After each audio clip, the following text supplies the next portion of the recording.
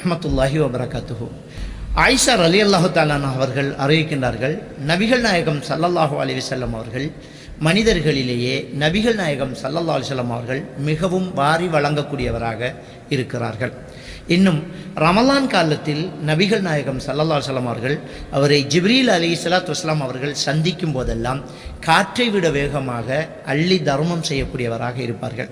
ஜிப்ரீல் அலைஹிஸ்ஸலாத்து வஸ்ஸலாம் அவர்கள் ரமலான் காலத்தில் ஒவ்வொரு நாளும் அவரை சந்தித்து குர்ஆனை கற்றுக் கொடுக்கக்கூடியவராக இருப்பார்கள் என்று சொல்லி காட்டுறாங்க.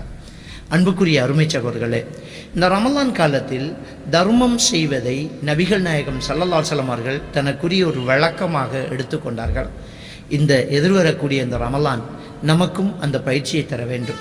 ஏனென்றால் நாம் நன்மைகளை அதிகம் செய்து அதை பல மடங்காக நன்மைகளாக புரட்டி எடுக்கக்கூடிய ஒரு சந்தர்ப்பம்தான் இந்த ரமலான் மாதம். நம்மிடத்தில் வசதி அதிகமாக இருக்கும், குறைவாக இருக்கும். இருக்கிறதுக்கு ஏற்ற மாதிரி, நம்முடைய வசதிக்கு ஏற்ற மாதிரி நம்மளால் எவ்வளவு முடியுமோ அவ்வளவுக்கு தேவை உள்ளவர்களுக்கு, பொது நிறுவனங்களுக்கு நம்ம முடிந்த தர்மங்களை நாங்கள் செய்வதன் மூலமாக கண்டிப்பாக அந்த நன்மைகளை நாம் பெற்றுக்கொள்ளலாம். நம்முடைய குடும்பத்தில் இருக்கக்கூடிய ஏழை எளியவர்களுக்கு சாப்பாட்டுக்கான உதவிகளை செய்து கொடுக்கலாம். குறிப்பாக நம்முடைய நாட்டை பொறுத்த வரைக்கும் அரிசி என்பது ஒரு முக்கியமான ஒரு உணவு. அந்த அரிசி நம்ம தர்மமாக கொடுக்கலாம்.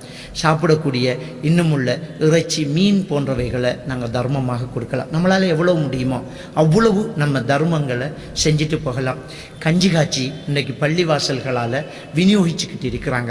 அந்த பள்ளிவாசல்களை போய் சந்தித்து நீங்கள் காய்ச்சக்கூடிய கஞ்சியில் என்னுடைய பணம் இவ்வளவு சேர்த்துக்கோங்க அப்படின்னு நம்ம கொடுக்கலாம். மதரசாக்கள் நடந்துக்கிட்டு இருக்குது.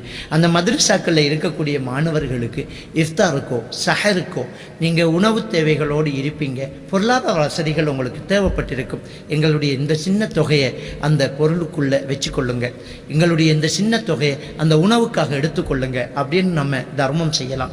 எது எப்படியோ நம்ம தர்மங்கள் செய்யும்போது அல்லாஹ் நம்முடைய உள்ளத்தை அறிந்தவன். நம்ம உள்ளம் ஊறுக அல்லாஹ்வுக்காக வேண்டி எவ்வளவு முடியுமோ அவ்வளவு நம்ம தர்மம் செய்வதன் மூலம் அல்லாஹ் நமக்கு இன்னும் நம்முடைய சொத்துக்களை அபிவிருத்திகளை தந்துக்கிட்டே இருப்பான். ஏனென்றால் நபிகள் நாயகம் ஸல்லல்லாஹு அலைஹி வஸல்லம் அவர்கள் சொன்னார்கள், அல்லாஹ் தஆலா ஒரு மலக்கை நியமிக்கிறான். அந்த மலக்கு துஆ செஞ்சுக்கிட்டே இருக்கிறான். எப்படி துஆ செய்கிறாங்கன்னு சொன்னா, யா அல்லாஹ், இன்றைக்கு யாரெல்லாம் உனக்காக தர்மம் செய்கிறார்களோ அவர்களுக்கு இன்னும் அதிகப்படுத்தி கொடு, யாரெல்லாம் கஞ்சத்தனம் காட்டுகிறார்களோ அவர்களுக்கு அழிவை கொடு, அப்படி என்று ஒவ்வொரு நாளும் ஒரு மலக்கு பிரார்த்தனை செய்து கொண்டிருக்க நியமிக்கப்படுகிறார். அப்படிங்கிற செய்தி புகாரி கிரந்தத்தில் பதிவாக இருக்கக்கூடிய ஒரு செய்தி. எனவே நாம் கொடுக்க கொடுக்க நம்முடைய செல்வம் இன்னும் அதிகமரிச்சுக்கிட்டே இருக்கும், அதிகமாயிட்டே இருக்கும். இந்த ரமலானில் முடிந்த அளவு நாங்கள் தர்மங்களை இந்த நிறுவனங்களுக்கும் தனிநபர்களுக்கும் ஏழை எளியோர்களுக்கும் நாங்கள் செய்யும்போது கண்டிப்பாக அந்த நட்பாக்கியங்களை நாங்கள் பெற்றுக்கொள்ளலாம். வரக்கூடிய ரமலான் நம்மை தர்மம் செய்யக்கூடியவராக மாற்றணும். நாங்கள்லாம் பெரிய வசதியாக இருக்கணும் என்றதில்லை. நமக்கு எவ்வளவு முடியுமோ அவ்வளவு, நம்ம எவ்வளவு கொடுக்கலாமோ அவ்வளவு நம்ம கொடுத்து கொடுத்து கொடுக்கக்கூடிய பழக்கத்தை நம்ம எடுக்கணும். அல்லாஹ் கிட்ட துஆ கேட்கணும், யா அல்லாஹ் எனக்கு நிறையத்தா, நான் நிறைய தர்மம் செய்யணும் என்று கேட்டுக்கிட்டே இருப்போம். கண்டிப்பாக அல்லாஹ் தஆலா நம்ம கையில் நிறைய தருவான். நம்ம கொடுக்கும்போது நிச்சயமாக அது கொடுக்கும் கை உயர்ந்த கை அப்படிங்கிறாங்க. ஸல்லல்லாஹு அலைஹி வஸல்லம் அவங்க சொல்கிறாங்க, அல் யதுல் உல்யா கைரு மின் யதி சுஃப்லான்றாங்க.